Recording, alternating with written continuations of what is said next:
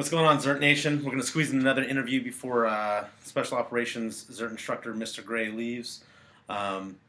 Basically, we're just going to talk about calibers. It's the biggest debate where guys always talk about from 9mm to 40 to 45, which one's better, which one's more effective, ballistic characteristics.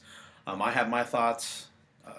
Mr. Gray has his thoughts, and we'll go from there. So real quick introduction again, Mr. Gray. My name's Mr. Gray. I spent almost a decade in U.S. Army Special Operations, deployed to Afghanistan, Iraq, blah, blah, blah. And Bakersfield. A lot of deployments to Bakersfield. Yeah. So right now what we want to talk about is a lot of questions, is the big debate, 9mm or 40 or 45. Obviously 9mm is higher velocity, 40 is that happy medium between the velocity of 9mm and 45. But then it comes down to, kinetic energy when it hits soft tissue, to magazine capacity and round count. So I'll start with the debate, and I'll let Mr. Gray carry over. The way I look at it is, it doesn't matter what caliber you use, as long as you're proficient with that weapon system and being trained. Which once again comes down to Brent's and the basics. So you can have a 1911 carrying a 45, and you think the 45, when you shoot someone, it kills their whole family tree. But what it comes down to, I can be in one corner, you can be in the other, and I can have a 9mm, even a 22, and whoever's the better trained and more proficient is going to be the one standing after that event. So that's my thought process. 9mm is cheaper, so you can train more, become more efficient. 9mm doesn't kick as much, so you can have faster reset and split times, which means you can get more rounds on target faster, and more magazine capacity. So I agree with XP001. It all comes down to training. So a person, a fucking super badass shooter with a 22 is gonna smoke like 6 dudes, with 45s that suck. Okay, that's pretty much a fact. But let's take it a step further. Let's say that the training is equal. So your level of training is the same. Now let's go down caliber specific. What caliber is the best caliber? There's a problem with this debate. This debate's been around for, pretty much since guns existed and since there was ball ammunition. It's been around, I'm sure. The problem with the caliber debate now is that most people are still arguing they're still arguing the same caliber debate without taking into account technology and the technological advances that have happened in ballistics and in ammunition manufacturing in the last 10 years. The game has changed fundamentally, and a lot of the old school guys are like, 45 is the greatest caliber of the entire world. Anything less than a 45, you suck. That was a very solid argument 20 years ago with ball ammunition.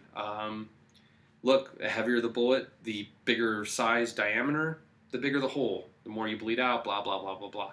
That's true. However, with ballistic technology nowadays, it's changed the game a lot. I mean, you've got 9mm rounds that are capable of, essentially, because of the expansion and their increased velocity, they're doing more damage than a 45 round, even of equal hollow point size. So again, the problem with any argument that people make on any caliber or anything, most people base their argument off of one factor. This is better because of this. And like anything in the world, everything is a lot more complex than people think it is. And in selecting any one best caliber, there's a million different factors that are coming into play, and I've got my personal feeling of the best caliber. Do you want to? Well, no. With that said, I mean, your time in military service, you carried a 9mm and a 1911. But from your personal perspective, going back in, what do you prefer? I'm a big fan. Here's why. I am now not a fan of... The problem is, most people, when they do the argument of ballistics, they base it off of one hit. One hit of a 45 is better than one hit of a 9mm. Maybe that's true. The problem is that's, again, not the only factor that you have involved. Therefore, I practice what I call random bullet or catastrophic. I have my own theory, which is called catastrophic bullet theory. And what that is based off of is this.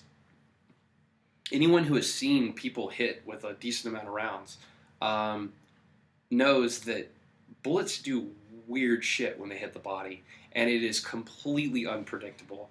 I had a friend that got shot with a 9mm short round, basically a Russian 380, got hit in the arm.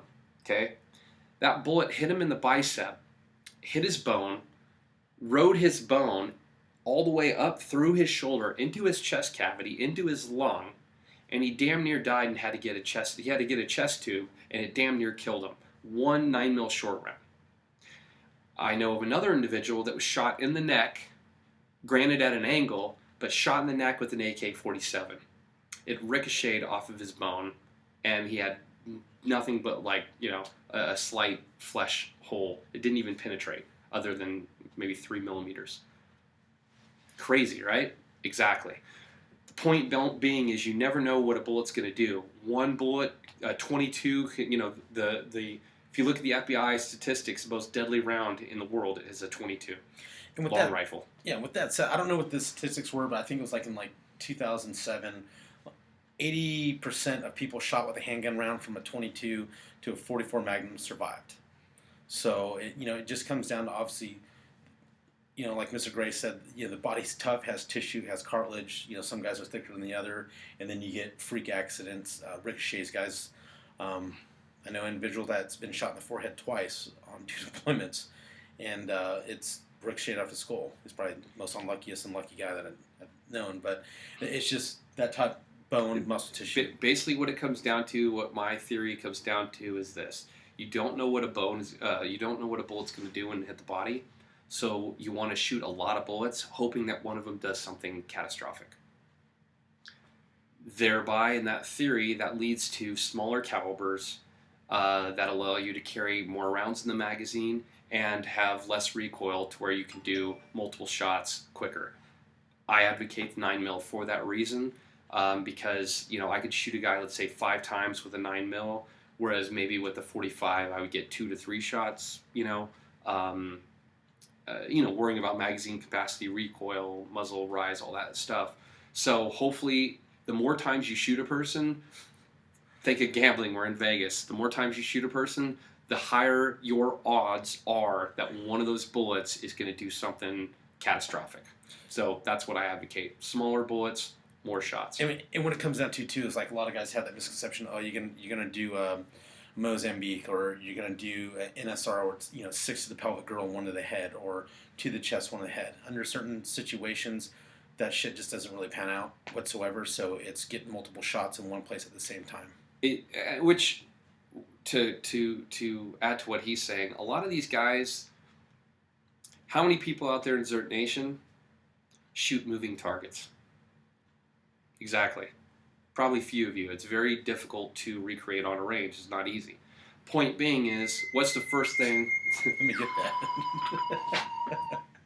that. What's the first thing that you're going to do when somebody starts shooting at you? You're going to move. All right? So if you start shooting at somebody, or generally even before you start shooting at them, they're going to move. A gunfight is 2 people moving and shooting at each other, generally. And so all those little drills you do, El Presidente, I can drill 6 rounds, 2 to the head, no problem. That's all fun and games until the person starts moving, and then you're lucky to get a couple shots in an area that counts. So again, more shots, the higher possibility you have of doing some damage. And you never know. You shoot a guy in the leg, it ricochets, up off his femur and into his spinal column. That's what bullets do. Weird things. But again, the technology with bullets nowadays, you really have to break down the ballistic argument into 2 categories, which would be old school military rounds, which are, military is restricted generally from using hollow point ammunition. So in general, the military is still using ball ammunition. So these guys in, Iraq that are shooting, I shot a guy 10 times with my Beretta M9, and he sat there and laughed at me. Well, that's great, but that's using crappy ball military ammunition. And if you do the research and look what's happening with law enforcement shooting guys with squared away new technology hollow points, it's a different story. So again, you got to look at it. Those are two different arguments between ball ammunition and modern ammunition technology. And we'll wrap that up with one last thing with going over defensive ammunition. A lot of people tend to buy defensive ammunition. Say if you take 5 different 9mm rounds that are defensive from Corvon, MagSafe, XST, Hornady. All the heads and dimensions are all different. So a lot of people just put the rounds. That's why it's a box of 20. Most guns carry 15 to 16. Shoot the 4 rounds. Make sure it cycles and functions in your gun. Because that's a big misconception. People just take the defensive ammo, load it in their gun, put it in their nightstand, forget about it, and don't even know if it even runs in cycles. So just because it's a bullet doesn't mean it's going to run your gun. Okay, so other than that, thanks for tuning in, ZERT Nation. I hope you liked the interview. Thank Mr. Gray, XP001. Mr. Gray, Out. out. Later.